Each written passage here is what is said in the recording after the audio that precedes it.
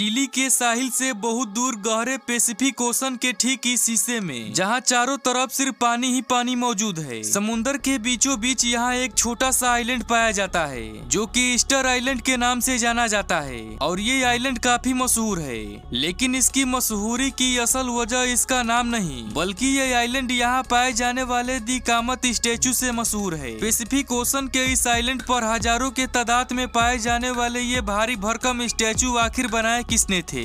क्या इसको एलियन ने बनाया या फिर हम जैसे इंसान? दोस्तों, आज के इस न्यू वीडियो में आपका स्वागत है। दोस्तों, यह बात है ईयर 1722 की, यानी आज से करीब 300 साल पहले, जब एक यूरोपियन एक्सप्लोरर जैकोब रोगविन अपने नाव में तैरते तैरते गलती से इस आइलैंड पर आ पहुंचे। उसने देखे कि यहाँ पर पत्थर से बने कुछ स्टेचू समुद्र को पीठ दिखा रहे हैं। इन स्टेचू को बड़े ही महारत से पत्थर को तराशकर बनाया गया था। जैकोब को यह मंजर काफी हैरान लगा और तभी उन्होंने इस मंजर को एक्सप्लोर करना शुरू कर दिया। पता ये चला कि पूरा आइलैंड सिर्फ कुछ ही स्टेचू से नहीं बल्कि कई 100 स्टेचू से भरा पड़ा है, जिनमें से कई खड़े हैं तो कई जमीन पर गिरे हुए भी दिखाई दिए। जिस दिन जैकोब यहाँ आए थे वो दिन ईस्टर संडे का था, इसी वजह से इसका नाम ईस्टर आइलैंड रख दिया गया। उस समय इस आइलैंड पर सिर्फ कुछ ही लोग रहते थे और वे लोग इस आइलैंड को रपा नुई के नाम से पुकारते थे। लेकिन इस स्टेचू को किसने, कब और क्यों बनाया, ये वहाँ के लोगों को भी मालूम नहीं था। बस उसी दिन से वहाँ आर्कियोलॉजिस्ट और एक्सपर्ट्स के आने का सिलसिला शुरू हो गया। कुछ लोग इस मिस्टीरियस आइलैंड को देखने जाते तो वही कुछ लोग इस मिस्ट्री के पीछे का पर्दा हटाने जाते थे। पिछले 300 सालों की कोशिशों के बाद आखिरकार अब आर्कियोलॉजिस्ट ने यहाँ कुछ ऐसे सबूत तलाश किए हैं जिसको देखकर अब ये कहना गलत नहीं होगा कि हम इस मिस्ट्री को सोल्व करने के काफी करीब हैं। ईस्टर आइलैंड समुद्र में इतना अकेला है कि इसका पड़ोसी पिकैर्न आइलैंड 2075 किलोमीटर की दूरी पर है, लेकिन यहाँ इंसान नहीं बसते। 500 लोगों की आबादी वाला आइलैंड इससे 2600 किलोमीटर की दूरी पर है, जो कि मैंगरेवा के नाम से जाना जाता है, जबकि ईस्टर आइलैंड चिली से 3512 किलोमीटर दूर है। आज के समय में यहाँ पहुँचना सिर्फ प्लेन के मदद से ही पॉसिबल है, जो चिली से ईस्टर आइलैंड तक पहुँचने में पूरे 5 घंटे लगाता है। एक नॉर्मल साइज के शहर जितने बड़े इस आइलैंड में करीब 1000 बड़े बड़े स्टेचू मौजूद है और इन स्टेचू को मोआई कहा जाता है। इन स्टेचू में कई की आंखें हैं तो कई बगैर आंख के बनाए गए थे। एक एस्टीमेट के मुताबिक ये स्टेचू 13th सेंचुरी में बनाए गए थे, यानी आज से करीब 700 साल पहले।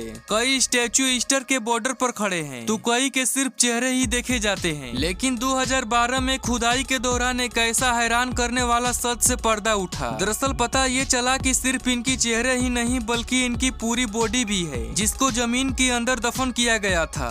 इनमें से सबसे लंबी स्टेचू की हाइट 33 फीट है और इसका वजन 90,000 केजी बताया जाता है, जिसको उठाना तो दूर की बात है, इसको हिलाने के लिए भी कम से कम 500 लोगों की जरूरत पड़ेगी। हैरान कर देने वाली बात तो पता चली जब यहाँ रिसर्च के दौरान एक्सपर्ट्स को एक ऐसा स्टेचू मिला जो इनकम्प्लीट छोड़ दिया गया था। एक्सपर्टों के मुताबिक इसकी हाइट 70 फीट है, जबकि कंप्लीट होने के बाद इसका वजन 300 टन के आसपास होगा। पत्थर को तराश कर स्टेचू बनाना और फिर इतना भारी स्टेचू को आइलैंड के दूसरे स्थान पर लाकर खड़ा करना, ये इंसानों की बस की बात ही नहीं। कई सालों तक तो ये माना जाता था कि ये काम स्पेस से आए एलियन ने किया है, लेकिन मॉडर्न रिसर्च से ये थ्योरी बिल्कुल ही गलत हुई, क्योंकि साइंटिस्ट और आर्कियोलॉजिस्ट को कई सबूत मिल चुके हैं जिससे ये बात तो जाहिर है कि ये स्टेचू जिसी आइलैंड पर मौजूद इस वोल्केनो से निकलने वाले वोल्केनिक गैस स्टोन से बनाए गए थे। यानी ये काम यही इस आइलैंड पर रहकर किया गया था। एक्सपेरिमेंट के तौर पर जब स्टेचू की सिर्फ आंख को पत्थर पर तराशने की कोशिश की गई तो इस काम में पूरे 3 दिन लग गए और ये काम एक खास टूल से किया गया जो पुराने जमाने में लोग पत्थर को तराशने के लिए इसका इस्तेमाल किया करते थे।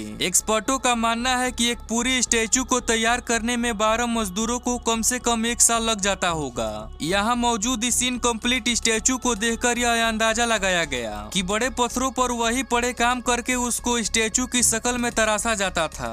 ऊपर वाला हिस्सा जैसे ही तैयार होता तो उसे पत्थर पत्थर से अलग कर लिया जाता था। रिसर्च टीम को तराशने की बात तो समझ आ गई, लेकिन अब ये समझना काफी मुश्किल हो रहा था कि आखिर इतने भारी भरकम स्टेचू को वोल्केनो साइड से आइलैंड के डिफरेंट स्पॉट तक कैसे पहुंचाया गया होगा, क्योंकि एक स्टेचू का वजन करीब 14 हाथियों के वजन के बराबर है। आज के समय में यदि मशीन का सहारा न मिले तो ये काम करना लगभग इम्पॉसिबल है। ये जानने के लिए कई स्टेचू को देखकर बड़े ही गहराई से समझना पड़ा, जो कि बीच रास्ते में ही गिरे थे। और इन गिरे हुए स्टेचू में एक बात कॉमन थी, जो स्टेचू किसी स्लोप पर गिरे हुए देखे गए वो मुंह के बल गिरे हुए थे, जबकि पीठ के बल गिरे हुए स्टेचू चढ़ाई पर पाए गए। मतलब कि ये बात तो साफ है कि ये स्टेचू ट्रांसपोर्ट के वक्त ही गिरे थे। एक्सपर्ट्स का मानना है कि इन स्टेचू को रस्सियों के सहारे बैलेंस किया जाता था और फिर इसे धीरे धीरे चलाया जाता था। जी हाँ दोस्तों, इस स्टेचू को चलाकर ही आइलैंड के डिफरेंट लोकेशन तक पहुंचाया जाता था। इस बात को प्रूव करने के लिए कंक्रीट की मदद से एक स्टेचू बनाया गया और इसके तीनों साइड रस्सियां बांधकर इसको बैलेंस किया गया। एक परफेक्ट एंगल पर स्टेचू को झुकाने के बाद एक साइड से जब रस्सी को खींचा गया तो स्टेचू थोड़ा थोड़ा करके आगे बढ़ने लगा, जिससे ये बात तो प्रूव हो गई कि यहाँ रहने वाले लोग स्टेचू को इसी तरीके से मूव किया करते थे। लेकिन एक आखिरी मिस्ट्री को सोल्व करना अभी भी बाकी था कि ये लोग कौन थे जिन्होंने 1000 स्टेचू बनाए, और आखिर ऐसा हुआ क्या था कि ये लोग इनकम्प्लीट स्टेचू ही छोड़ गए। एक स्टडी में ये पता चला कि ईस्टर आइलैंड पर एक समय में 17,500 लोग रहा करते थे। ये लोग पोलिनेशियन थे जो ईयर 300 में यहाँ आए थे, यानी कि 1700 साल पहले। उस समय यह आइलैंड वैसा नहीं दिखता था जैसा कि आज दिखता है। यहाँ बहुत ही घना जंगल हुआ करता था, लेकिन यहाँ इतना बड़ा जंगल था तो वह कहाँ गया। रिसर्चर्स का कहना है कि यहाँ बड़े पैमाने पर डिफोरेस्टेशन की गई थी। ऐसा कहा जाता है कि वहाँ के लोगों के लिए ये जंगल किसी काम का नहीं था, क्योंकि वे लोग फार्मर थे।